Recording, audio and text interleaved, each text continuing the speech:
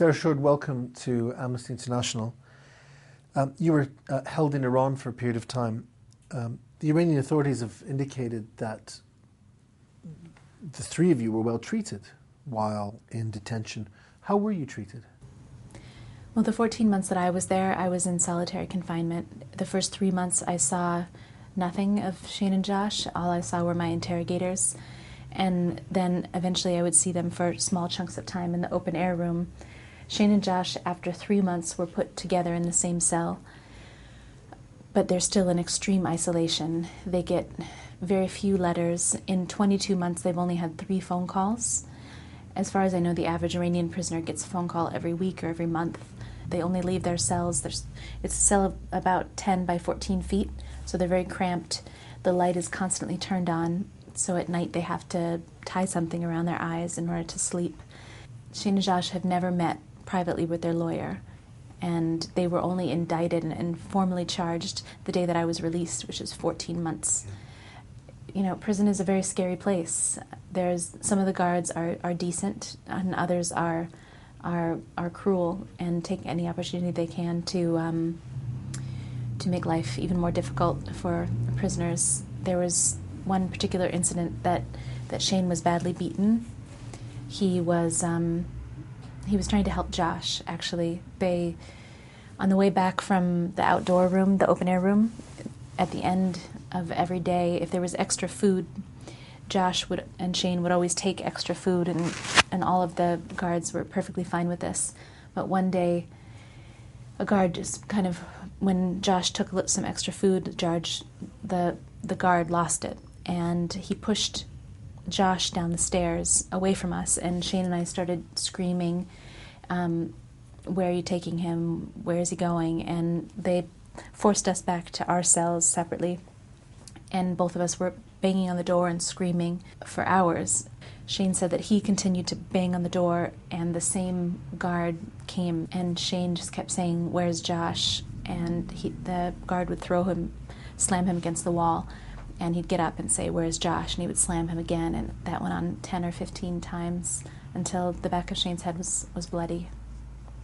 You know, the days are relentless. Every day in prison is the hardest day of my life, and I know it's still like that for Shane and Josh. It's easy to, if you don't always stay really vigilant and really disciplined, you get sort of sucked into an abyss of depression, and you're always trying to fight that off.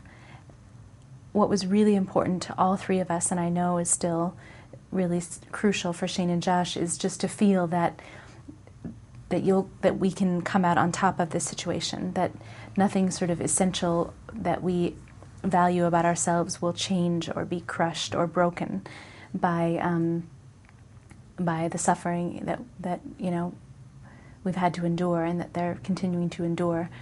Did you have a relationship with female prison guards? How did you feel towards them? We found ways, and I did develop relationships with some of the guards. Some of them really disliked me, but others were kind to me. They'd give me extra food.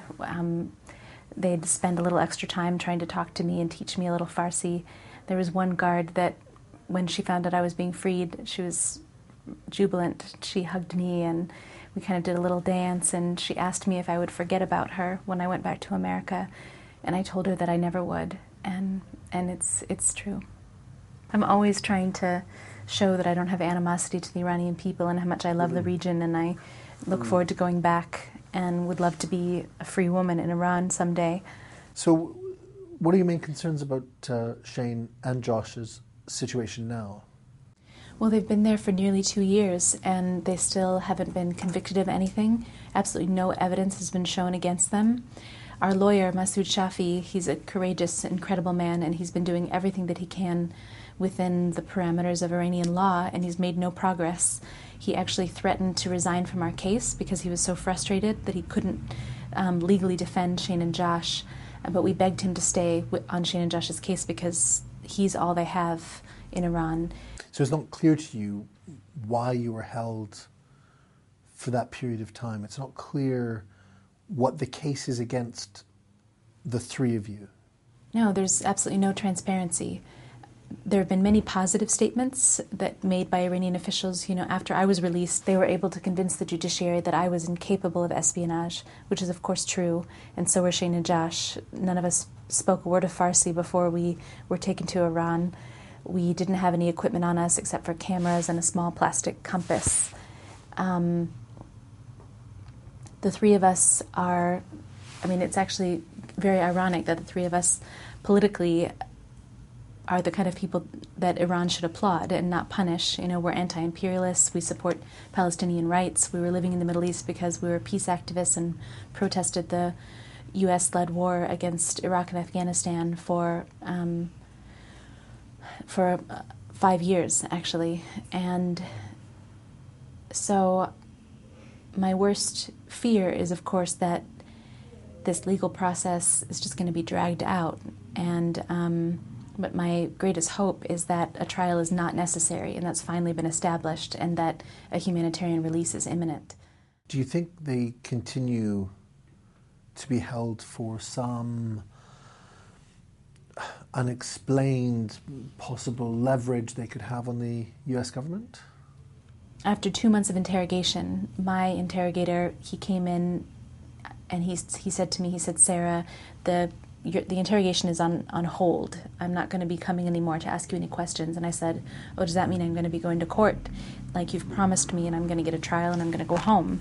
And he said, no, actually your case has unfortunately become very political, and I know you're innocent, but I don't know what's going to happen to you. And that was already my suspicion, that from the very first second when they saw our passports and they said, oh, American, a call was made, and at some level, even though it was obvious that we had absolutely no bad intentions or that we had no intentions at all to come anywhere near Iran, that our case was going to be caught up in this tug of war between two countries. You were in the wrong place at the wrong time. Yeah, very much so. It's approximately 7 o'clock in Iran now. What do you think Shane and Josh are doing right now?